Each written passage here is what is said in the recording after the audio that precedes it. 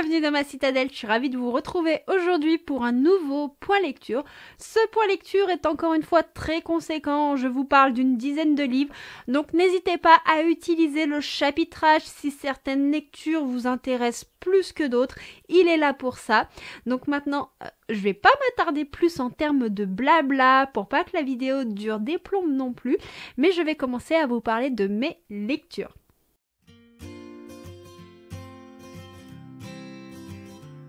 J'ai lu le tome 2 de Greka de Lizia Maro, publié aux éditions Inceptio, qui a été une super lecture de science-fiction dont la romance est présente également pour ceux qui ont besoin de cette petite dose de love dans leur lecture. Donc on a de la SSFF avec une petite dose de romance et c'était juste extraordinaire. J'ai passé un excellent moment. Je vous fais un petit pitch du tome 1 pour ceux qui ne connaissent pas du tout la saga et pour ne pas vous dévoiler des éléments importants de ce tome 2.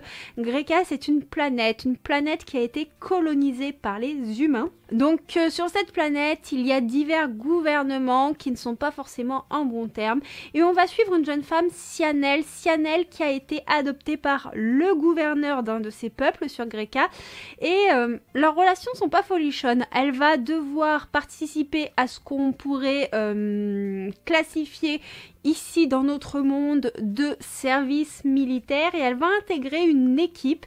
Cette équipe, malheureusement, elle n'est pas la bienvenue dedans parce que ils ont des petits problèmes avec le gouverneur. Ce sont des classes sociales qui sont beaucoup moins hautes que celles de Sianel et forcément les actes de son père vont un peu lui retomber dessus. Donc elle va arriver dans cette équipe dans laquelle elle n'est pas forcément bien acceptée et on va voir un petit peu les déboires relationnels, mais en même temps Sianel c'est une battante, elle va tout faire pour essayer de s'en sortir et surtout au fil des missions que cette équipe va devoir réaliser, il va y avoir de lourds secrets sur la planète Greka et sur tout ce qui se passe, sur sa fondation, sur tout ce qui touche à la géopolitique qui vont se dévoiler devant nos yeux. J'avais adoré et la fin du tome 1 m'avait laissé dans un tel état de frustration, c'était intense.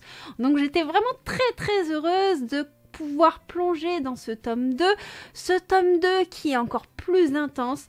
J'ai adoré l'évolution entre les différents personnages, que ce soit au niveau des points de vue, parce que c'est une histoire qui va nous bercer sur le point de vue de Sianel, de Nathanéon et de d'autres personnages de cette équipe.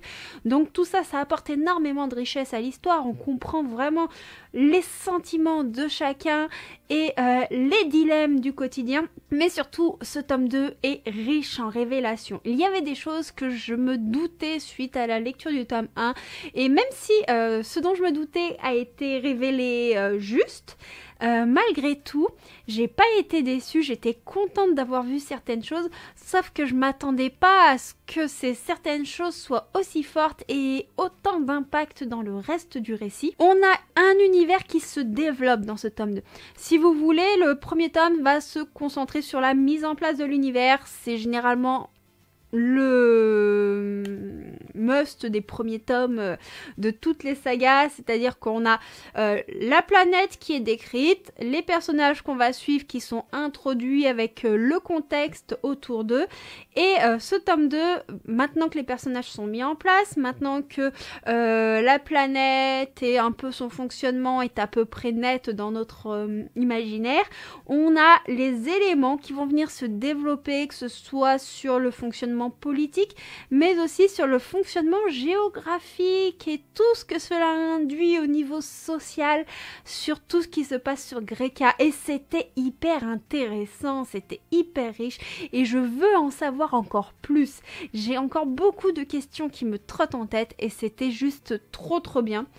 Encore une fois, Lizia Maro nous a laissé sur une fin hyper frustrante. Je veux la suite et j'ai hâte de la découvrir. J'ai eu l'occasion de découvrir une romance, romance, quand même avec des guillemets, on va dire des histoires de vie et des parcours en une soirée qui est plein de diversité grâce à cette petite réception que j'ai eue via les opérations Masse Critique de Babelio. Donc c'est publié chez Nathan, c'est Blackout à New York de Doniel Clayton, Tiffany D. Jackson, Nick Stone, Angie Thomas, Ashley Woodfolk et Nicola Yoon qui sont 3 autrices de young adultes américaines et qui vont nous propulser dans une histoire où on n'a que des personnes de couleur dans une panne totale d'électricité à New York.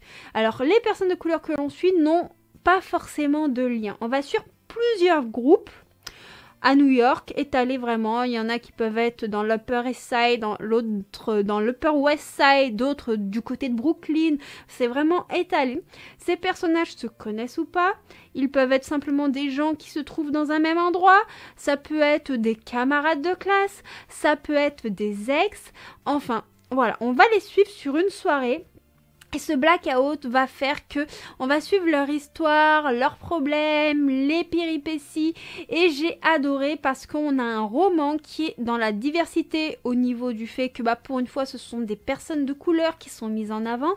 On a de la diversité parce qu'on a des couples du LGBTQI+. Du coup, c'est hyper intéressant. Et surtout, on a de l'inclusivité au niveau des pronoms. C'est-à-dire qu'on n'a pas forcément du il ou du elle, mais on a également du yel. Et ça a été une extrêmement bonne surprise parce que c'est la première fois dans un roman que je vois le pronom yel. Et voilà, ça montre un petit peu l'évolution des mœurs et c'est hyper important parce que des fois, notre façon de parler peut blesser quelqu'un même si ce n'est pas notre intention première. Du coup, rien que pour la diversité et l'inclusivité, je ne peux que vous conseiller ce roman. Au niveau de l'histoire elle-même, c'était sympa, mais je n'ai pas été transcendée. Alors, je vous explique un peu le pourquoi. On suit divers parcours de divers personnages sur le temps d'une soirée. En une soirée, on ne peut pas développer la psychologie de plusieurs groupes de personnages, sachant que les groupes s'alternent de chapitre en chapitre avec la voix d'un auteur à chaque fois. Le style narratif est très particulier et donc forcément comme on peut pas développer la vie et le parcours de ces personnages dans la globalité, je n'ai pas eu l'attachement émotionnel qui allait avec et moi généralement c'est ce qui me fait vibrer dans mes lectures, mais hormis cela j'ai passé un super moment et j'ai adoré les messages véhiculés, donc rien que pour ça je peux que conseiller ce livre. Je vais vous parler de la fin d'une trilogie, une trilogie que j'ai adorée et le dernier tome de cette trilogie a été une excellente lecture. Je l'ai dévoré en même pas 2h30. Il s'agit du tome 3 de Havenicia de Théo Lemade, publié chez Cherry Publishing que j'ai reçu en service presse. Depuis que j'ai commencé cette saga, j'ai été très emballée par le rythme et par l'originalité. Alors, un petit speech du premier tome. Havenicia, c'est une démone dans le monde de Centralis et depuis des années elle essaie de passer le concours pour intégrer une école d'ange. Oui, une démone qui veut intégrer une école d'ange, je sais, ce n'est pas anodin. Alors, si au départ elle veut intégrer cette école d'ange pour pouvoir avoir l'occasion d'aller sur Terre et de se venger de son meurtrier, les choses vont changer et elle va créer forcément des relations dans cette école d'ange et ces relations vont lui faire voir beaucoup d'éléments d'un nouvel œil. Donc voilà, je vous en dis pas plus. J'avais adoré le personnage d'Havenicia qui était vraiment aux couleurs, qui avait un langage très particulier, bien à elle, avec un champ lexical où l'héroïne a là ses propres mots. Et rien que pour ça, je l'adore, je l'aime d'amour, puisque moi j'ai tendance à inventer mes propres mots, à modifier les expressions dans tous les sens. Donc rien que pour ça, Havenicia, je la vénère. Ensuite, on avait d'autres personnages qui rentraient en scène, que ce soit des démons, des archanges, des anges, et j'ai adoré les messages véhiculés, puisque on a beau être dans un monde principalement angélique et dans une école d'anges, on s'aperçoit que tous les anges ne sont pas blancs ou ne sont pas noirs, c'est vraiment nuancé, il peut y en avoir dans le camp des gentils comme dans le camp des méchants, et c'est exactement pareil pour le monde démoniaque. Donc j'ai beaucoup aimé l'équilibre de ce roman, les messages véhiculés, l'action est primordiale dans l'histoire, c'est un roman qui va à 100 à l'heure, ce tome 3 ne fait pas exception, Mais on a une héroïne qui a un petit côté hyper actif et du coup bah forcément ça va avec son caractère et j'ai trouvé ça super chouette. J'ai adoré toutes les valeurs que nous glisse Théo Lemâtre de ce roman, qui touche à l'amitié, à l'amour, à la société aussi, au jugement d'autrui. C'était incroyable. En plus, on a énormément d'humour et j'ai beaucoup aimé l'histoire, les personnages, tout ce qui s'ensuit. Le seul petit hic de ce 3e tome, c'est que pour moi, la fin est résolue un petit peu trop rapidement. J'aurais voulu un petit peu plus de développement sur ce qui se passe à la fin. Voilà, je peux pas vous en dire plus puisqu'il y a risque de spoiler, mais franchement, une chouette trilogie. Il y a un livre qui m'a tenu en haleine, qui m'a bouleversée, qui m'a fait vivre un nombre incroyable de frissons. Il s'agit de Tekoa de Vanessa Degardin, publié aux éditions Black Ink.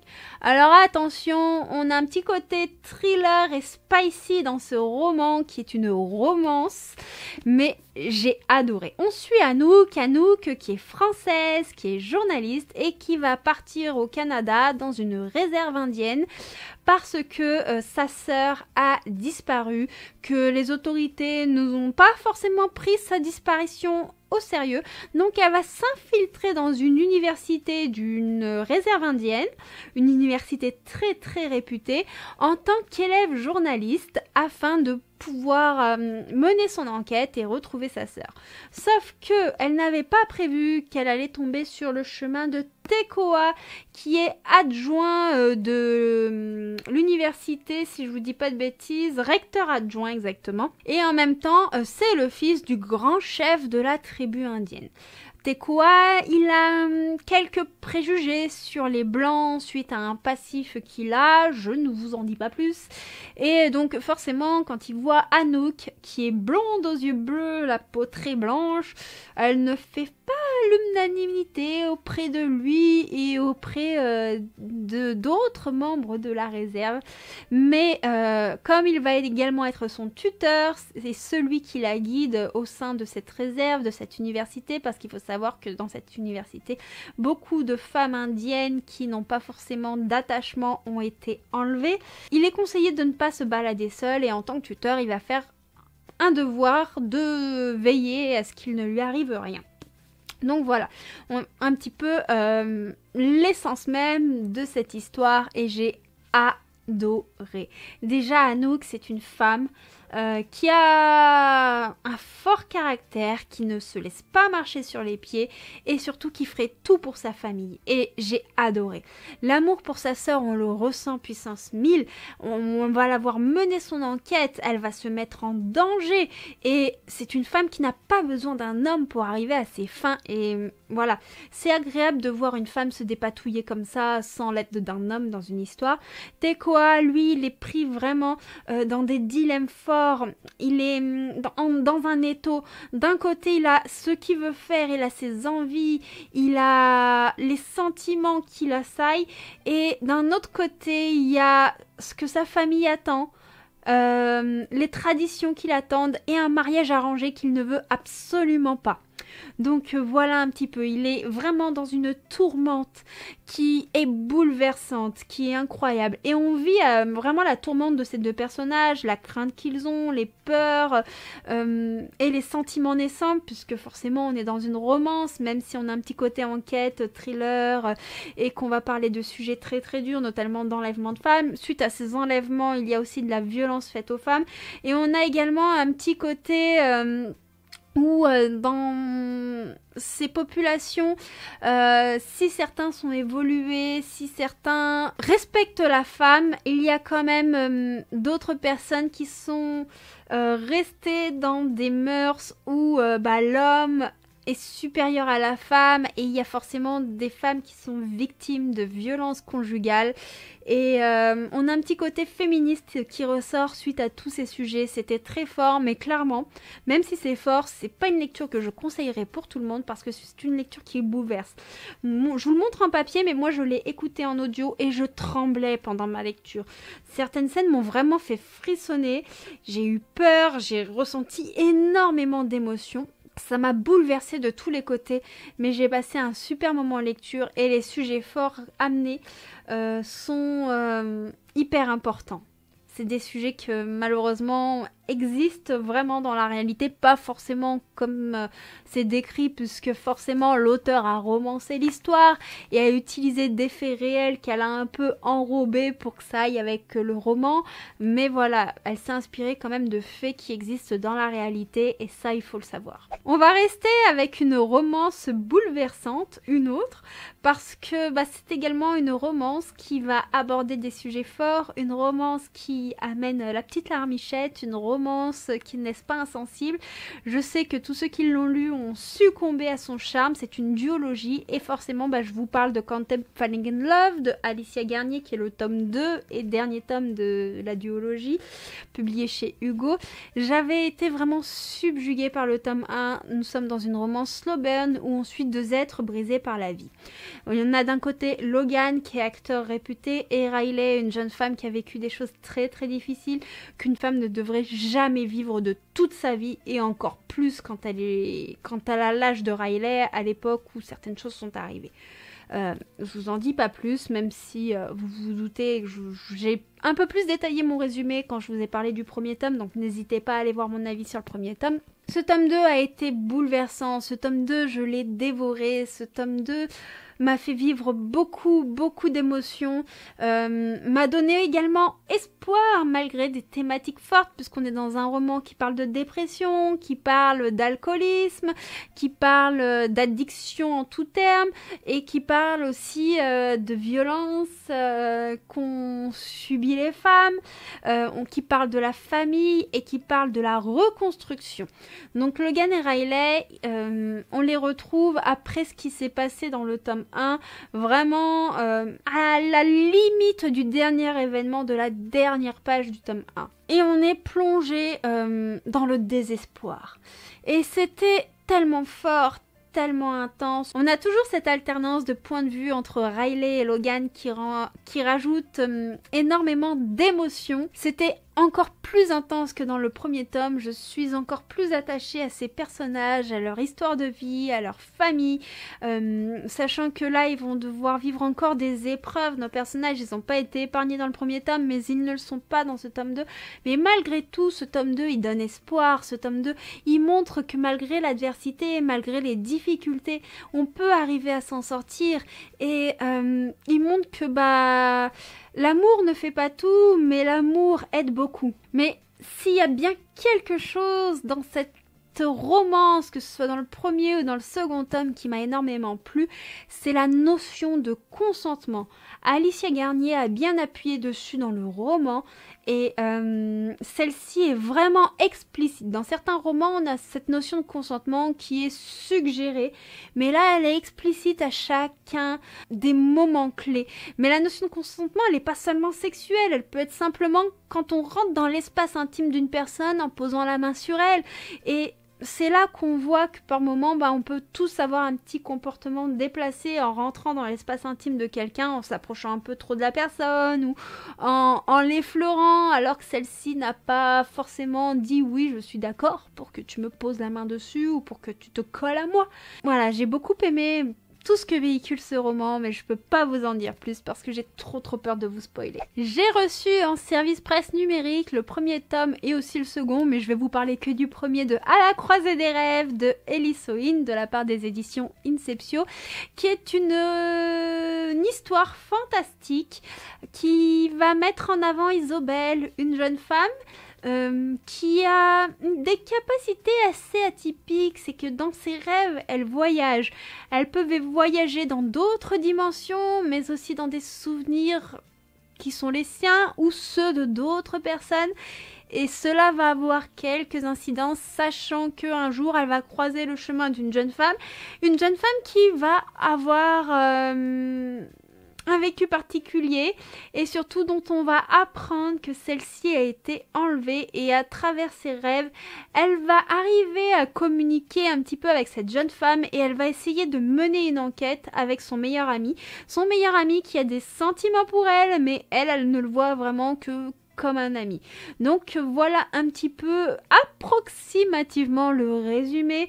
C'est une histoire très complexe, très ésotérique, je ne veux pas trop vous en dire, je ne veux pas non plus mal vous en parler au niveau du résumé, mais c'est une histoire qui a énormément de potentiel, même si j'ai eu beaucoup de mal à rentrer dans ma lecture, j'ai commencé à vraiment être immergée dans l'histoire au bout de 50% de ma lecture. On a vraiment une narration qui est très intéressante, et c'est cette narration intéressante qui, je pense, a peut-être coupé ma fluidité dans le récit et qui a fait en sorte que j'ai eu du mal à plonger directement dedans parce que on va voguer entre les éléments présents où on suit Isobel et son meilleur ami et les moments où Isobel plonge dans d'autres dimensions, plonge dans d'autres souvenirs et qui mettent en avant sa propre famille à elle, comme d'autres personnes qu'on va rencontrer dans le roman. Et du coup, c'est vrai qu'il a fallu que je remette un petit peu tout ça en ordre dans ma mémoire, mais c'est une histoire avec énormément de potentiel. On sent vraiment que Ellis Wynne, il a fait un énorme travail en concevant l'univers de ce roman, un univers très proche du nôtre, mais un univers qui part également dans d'autres mondes, d'autres dimensions, dans des rêves, avec un lien, un petit fil conducteur. Enfin, je pense que pour arriver à relier tous ces éléments, cela n'a pas dû être facile lors de l'écriture, mais surtout, on a également un roman en dehors des rêves, en dehors de l'enquête, qui va mettre en avant la famille, la diversité. La famille parce qu'on va suivre Isobel, mais on va la suivre dans son élément familial, mais on va aussi découvrir la famille de la personne disparue et on va découvrir beaucoup de choses en lien avec les membres de la généalogie globale des deux personnages. On va découvrir les incidences que cela peut avoir et c'était hyper intéressant. Je crois que la partie familiale est ce qui m'a le plus captivée dans le roman. C'est une histoire où il y a énormément d'action, on ne s'ennuie en aucun cas, mais c'est une histoire très très complexe et la fin m'a totalement laissée pantoise. Je suis curieuse de voir comment tout cela va évoluer dans le tome 2 et je reviendrai vous en parler à ce moment-là. J'ai beaucoup de mal à mettre des mots sur cette histoire. Tout ce que je peux vous dire, c'est que j'ai eu du mal à rentrer dedans, mais une fois que je suis rentrée dedans, ça m'a énormément plu. Et en même temps, c'est une histoire qui est tellement complexe que si je vous en dis trop, j'ai peur de vous spoiler.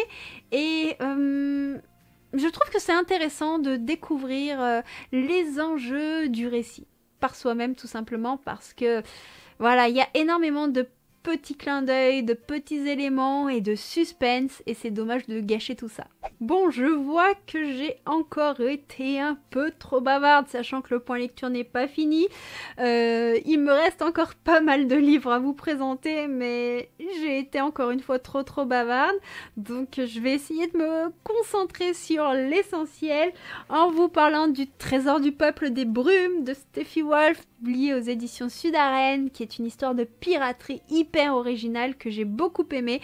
On va suivre Annabelle, une jeune femme qui va se réveiller dans le désert un matin, elle va pas comprendre, elle va se retrouver avec un médaillon qui fait office de boussole qu'elle ne peut pas enlever comme elle veut et surtout qui va l'étrangler si elle ne va pas dans la bonne direction, mais c'est pas que, puisqu'il y a un corbeau qui la suit de partout et elle peut pas faire ce qu'elle veut. Le médaillon va la mener vers un ancien pirate qui n'aura d'autre choix qu'aider la jeune femme dans la recherche du trésor du peuple des brumes.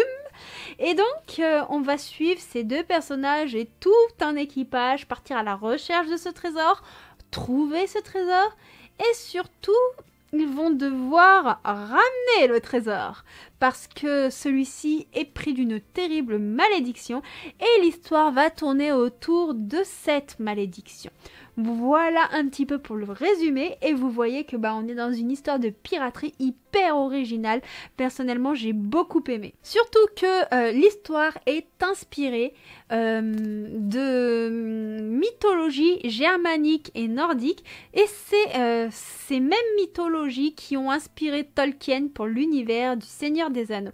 Donc rien que ça, avouez, ça vous donne envie de lire cette histoire parce que déjà Tolkien, c'est pas n'importe qui et en plus, moi je sais que tout ce qui est mythologie nordique, ça m'intrigue toujours énormément. C'est un roman dans lequel on n'a pas le temps de s'ennuyer, on a une plume dynamique et surtout on a des chapitres très courts. Et moi j'aime les chapitres courts parce que quand on doit faire une pause dans la lecture pour aller faire quelque chose dans son quotidien, eh ben on peut couper la lecture à un moment qui ne casse pas notre rythme et ça c'est super chouette. On a aussi un roman qui amène énormément de questionnements. Moi, je me suis questionnée sur Annabelle, sur le médaillon, sur le pirate, sur l'équipage. Mais j'avais vraiment une foule de questions. Et ces questions, elles m'ont hantée pendant toute ma lecture. Je voulais savoir. Mais c'était vraiment ancré en moi, j'avais envie de savoir, j'avais envie de comprendre et à la fin, forcément on a quelques réponses, mais on a quand même une petite dose de suspense avec une fin un petit peu ouverte et après discussion avec Stéphie, il y a potentiellement une suite qui pourrait arriver, qui pourrait développer certains aspects, notamment sur le peuple des brumes, qui a énormément attisé ma curiosité. Mais surtout, j'ai aimé la dose de magie de ce roman. On a une magie qui est peu ordinaire, mais surtout, on a une magie qui est hyper intrigante. Une magie qui personnellement m'a captivée et on a des liens familiaux aussi qui ont énormément d'importance et j'ai envie d'en savoir plus et d'en comprendre avec plus d'acharnement quels sont l'impact des personnages dans ce roman puisque certains sont... Je ne sais pas comment vous en parler sans spoiler, mais ils sont atypiques, ils ont ce petit truc en plus. Il y a ce petit côté attachant, ce petit côté qui vous embarque et en fait moi ça m'a énormément plu. Donc je peux que vous conseiller de voguer sur les flots et d'aller rencontrer ce peuple des brumes. Vous devez le savoir, je ne suis pas une grande fan de thriller et pourtant il y en a un qui a conquis mon âme, mais d'une force, j'étais totalement hypnotisée par cette lecture. Il s'agit de Pas de secret entre nous de Samantha Donning, publié aux éditions Hauteville. Pourquoi il m'a plu? Parce qu'on n'a pas un roman centré sur l'enquête, on a un roman centré sur la psychologie du personnage et surtout on suit les méchants de l'histoire. On suit un couple pas comme les autres, un couple qui sont à l'origine de l'enlèvement de certaines femmes et qui vont essayer de faire revivre un tueur en série. Ce tueur en série va être accablé de tous les côtés et ils vont tout faire pour que il ne soit pas présumé de la disparition et de la mort de ces femmes. Voilà, je vous en dis pas plus, mais en fait ce couple que l'on suit, c'est une famille parce qu'ils ont des enfants et d'apparence c'est la famille parfaite, mais en réalité c'est une famille totalement timbrée et j'ai adoré ça. On suit le point de vue masculin, donc moi c'est quelque chose qui m'a beaucoup plu. On est vraiment dans la psychologie d'un homme, un homme qui a certains dilemmes, qui a une certaine éthique, qui a de certaines valeurs, mais bon, celles-ci sont un peu à revoir. Hein. Et surtout, on a un roman dont le suspense est super bien mené, un roman qui nous interroge, qui nous questionne et surtout qui nous fait réfléchir. J'ai adoré tout ce qui touche à la famille, à son fonctionnement, puisqu'on voit la famille dans son fonctionnement normal, au niveau des enfants, de la relation parent-enfant, de la relation du couple et de la relation globale. Et puis on a aussi ce petit à côté où on suit les interactions du couple et après où on a d'autres scènes où on suit le personnage masculin mais de son côté et je trouve que cela rend le récit encore plus intéressant. Il y avait ce petit quelque chose qui nous tient en haleine et c'était assez hypnotisant. Je voulais comprendre comment fonctionnaient ces esprits tordus. Je ne sais plus du tout où j'en étais. J'ai été interrompue par un appel téléphonique, je m'en excuse.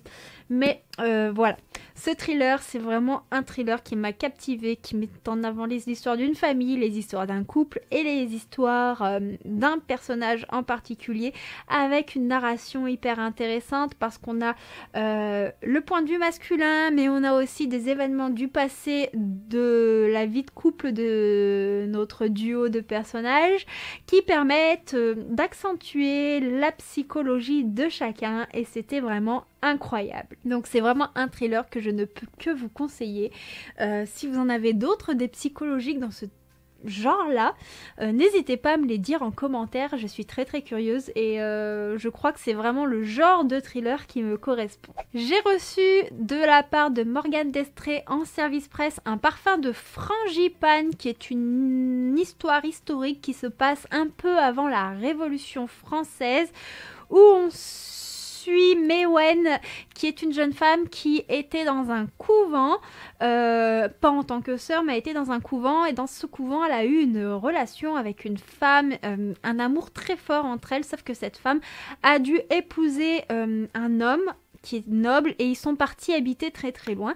Suite à ça, Méwen va retourner chez elle dans la maison familiale auprès de son père et son père va préparer un mariage entre Méwen et un vieux baron. Méwen n'est pas du tout d'accord avec ce principe et elle ne veut qu'une chose, c'est retrouver la femme qu'elle aime. Pour cela, elle va utiliser le chevalier Philippe de Saint-Cast qui passait par là. Elle va s'enfuir avec lui et afin qu'il soit lié à elle et qu'il accepte de l'accompagner dans son périple, elle va le manipuler pour que celui-ci l'épouse et ainsi elle n'aura pas à épouser également le vieux baron. Et on va vraiment être dans une histoire de voyage, de rencontres et on va faire la connaissance de beaucoup de personnages. C'est une histoire qui malheureusement pour moi a été assez décevante parce que je n'ai pas du tout accroché avec le personnage de Méwen qui pour moi est manipulateur et dessert totalement la cause des femmes. J'aime pas du tout sa façon d'être, que ce soit au niveau caractère ou le fait dont elle utilise ses charmes physiques pour arriver à ses fins. Par contre, je suis assez admirative de la narration. Alors pour moi c'est un point positif, mais ça peut être également un point négatif parce que l'histoire est très soutenue et surtout Morgane Destré utilise un langage qui est vraiment fidèle à celui de l'époque, que ce soit dans les heures ou les choses comme ça. Elle utilise un langage qui fait référence à celui qu'on utilisait à l'époque pour indiquer une période, indiquer quelque chose. Par exemple, pour une indication de temps, elle va utiliser le mot compli. Il y en a plein d'autres et c'est des termes que moi personnellement je connaissais parce que je me rappelle qu'au collège on avait une nouvelle historique à écrire et on avait ce langage-là à utiliser. La prof de français nous avait mis les mots, donc je m'en souvenais un peu. Mais si vous ne connaissez pas du tout ces mots, malgré le lexique, ça peut vous couper dans la lecture parce que vous êtes obligé de vous référer à ce lexique pour comprendre un petit peu le champ lexical utilisé. Mais après, c'est hyper immersif et ça donne beaucoup de réalisme à l'histoire. Voilà un petit peu pour mon ressenti. Je vais pas trop développer sur ce roman-là parce que nous sommes dans un premier tome. La fin m'a beaucoup plu. J'ai été très intriguée par le titre et que j'ai fini par comprendre du fait de ce qui se passe au fil du récit et de l'histoire de nos protagonistes. Mais malheureusement, en fait, comme je n'ai pas accroché avec les personnages, je n'ai pas accroché avec l'histoire parce que pour moi, les personnages, ça fait vraiment beaucoup de choses dans une histoire. Des fois, un livre peut être un peu maladroit au niveau de la narration, mais si j'aime les personnages, je vais quand même aimer le livre. Et parfois, au niveau narratif, le livre peut être excellent. Si j'aime pas le personnage, je n'aimerais pas l'histoire. Et pour terminer ce point lecture, je vais vous parler d'Anne d'Avonlea de Lucie Maud Montgomery, publié chez les éditions Toussaint Louverture, des éditions absolument magnifiques avec un superbe toc-toc. J'adore. Puis j'ai adoré retrouver Anne. C'est les romans qui ont inspiré la série With Anne E, des romans écrits par une autrice au début du XXe siècle. Et on suit Anne qui est une orpheline qui est arrivée au domaine de Green Gables et qui a été adoptée, qui fait sa place, une jeune fille qui a énormément d'imagination. Je vais pas vous refaire un petit speech parce que c'est une saga pas très connu, mais c'est vraiment une superbe histoire. Bon, j'ai été coupée cette fois-ci par la batterie qui a fait des siennes et l'appareil photo s'est éteint. Donc, je vais vous parler d'Anne d'Avonlea. J'étais en train de vous faire un brief petit speech pour vous expliquer pourquoi c'était une saga vraiment transcendante que tout le monde connaît. Et j'ai adoré retrouver le personnage d'Anne dans ce tome 2. Ce tome 2 est beaucoup plus mature tout en étant dans la même lignée que le premier. Pourquoi il est plus mature? Puisque Anne n'est plus une enfant, Anne est bientôt une femme. Anne grandit, Anne a plus de responsabilités, mais malgré tout, on a toujours l'imagination du personnage qui est extrêmement présente et qui amène cette bulle de bien-être, cette bulle de douceur et cette bienveillance.